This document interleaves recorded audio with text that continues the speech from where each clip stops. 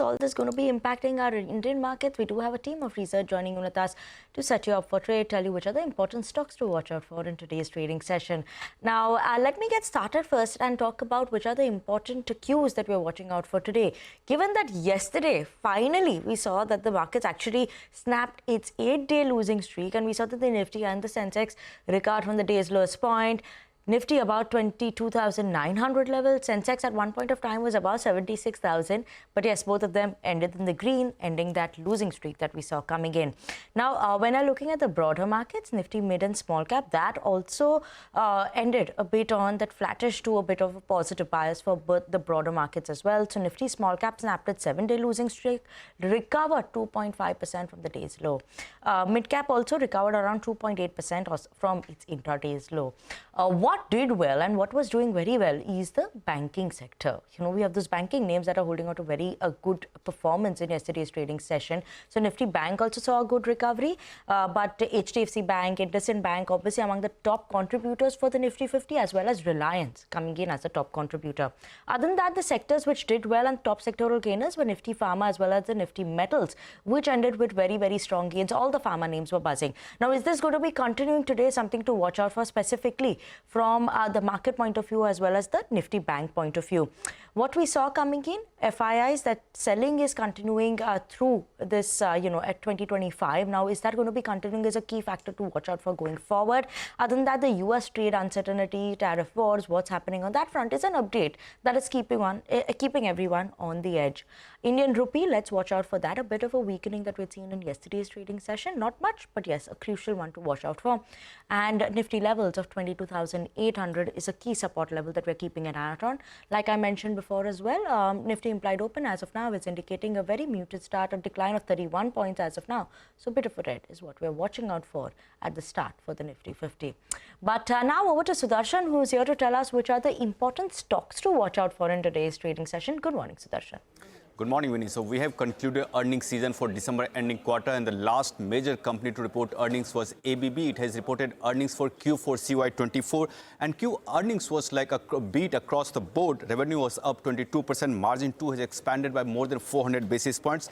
Bharti Airtel book has been launched, and promoter entity, that is Indian Continental Investments, is likely to sell 0.8% equity via block list today, and offer size is likely around 8,000 crore, and offer price is at rupees 16,165.80 per share, which is at 1% discount to yesterday's closing price. Zomato has introduced Nudget, an AI native no-code customer support platform. Currently, it's being used internally, but also companies looking to offer to all businesses worldwide. All Cargo Terminals has disclosed January business update. Volumes were up 11% YOY and also up 4% month-on-month. GMR Airports too has disclosed January business update. Passenger traffic was up 11% YOY, but month-on-month it was down 2%. Vedanta, it would be in focus because creditors and shareholders will be meeting today to vote on demerger proposal that company had approved before, like 2 to 3 months ago.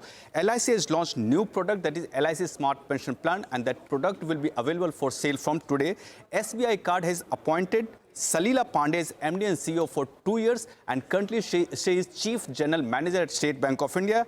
ICICI Prudential has got tax demand notice of rupees 190 crore from Maharashtra Tax Department. And last one is Anantraj. Its subsidiary Anantraj Cloud Science agreement with CSC Data Service, and both this company to jointly offer and promote rack rental businesses and cloud services. Okay, Sudarshan, thank you so much for that. Surely a list of stocks to watch out for and trade. But what is the FNQ looking like this morning? Mangalam is here to tell us all about that. Good morning. Good morning. So yesterday was the day of recovery where we snapped an 8-day losing streak for the frontline index. The Nifty also recovered about 234 points from the day's low. Important part is that the Nifty Bank, which led the recovery, and that's, formed a bit of a base for the Nifty itself. Importantly, because over the last, couple of months, we've seen the Nifty recover from levels just above that 22,700 mark. If you look at the recent lows on the Nifty, they've been contained around that 22,725 to 22,787 mark itself. Importantly, the FIIs, they were absent in yesterday's trading session. There was a sale of close to 3,900 crores, but the gross volumes were on the lower side as the US markets were shut on account of President's Day. In index futures, FIIs covered a few shorts and they added about 1,000 long contracts. The important part is that they're still 16% long and 84% short, with the net contracts being at a negative 1.85 lakh. The positive, however, was the broader markets doing a lot better in yesterday's trading session, and that was reflective in the FII long exposure as well. In stock futures, they added 38,000 longs and covered about 8,800 shorts. So selective picking is what the FIs are doing in index or rather stock futures itself.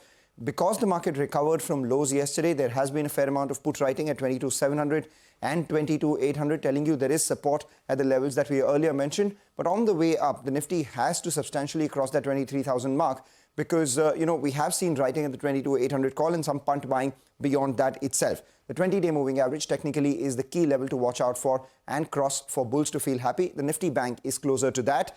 And Manappuram Finance is the one stock which we pointed out may enter F&O ban yesterday and now has entered F&O ban after exiting yesterday itself. Absolutely, Mangalam. Thank you so much for that. But on that note,